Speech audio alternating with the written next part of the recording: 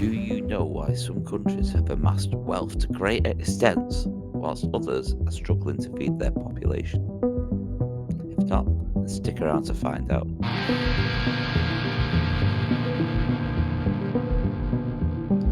The answer? Well, it depends on the country. There are a huge number of factors that can affect a country's wealth and development. Take, for example, West African countries like Ghana, a country that was once so rich in precious metals it was nicknamed the Gold Coast. So, how is it that a country once so rich in valuable gold deposits is classed as an LIC today? One answer: colonialism.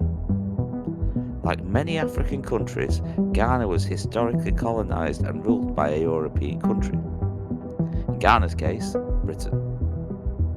This meant that the profits from any precious resources sold were going to the pockets of the British Empire. Any trade between countries was the gain of the British Empire.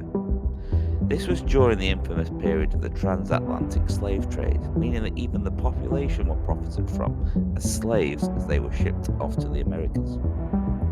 This meant that whilst Europe enjoyed prosperity on the back of this, Africa was held back as it was stripped from its workers, its resources, and ability to build wealth. Fast forward to present day, many countries are now independent from their colonial past, and some countries are starting to prosper. Nigeria is now Africa's largest economy and exports its goods globally to become a major economic hub for trade. Yet Chad remains a struggling economy. Now this is down to both location and climate.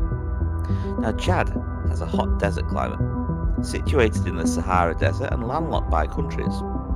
The distinct lack of rainfall leaves water in short supply, and the soil becomes dry and infertile. This impacts the ability to grow food. Now whilst Nigeria gets a lot more rainfall, and has port cities such as Lagos on the coast to become a thriving hub it is today, Chad doesn't.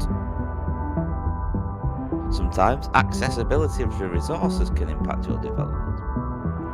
Let's take Nepal for an example. Nepal is an inaccessible mountainous country with no natural resources and has struggled to develop. Whilst the UAE struck oil to fast forward its way to growth, we now see emirates such as Dubai with soaring skyscrapers and state-of-the-art services. Some countries may even go back in development due to ongoing conflict and war. For example, many Syrian people used to have a good standard of living. Since the Syrian conflict, many people have died, and many vital services are being increasingly destroyed.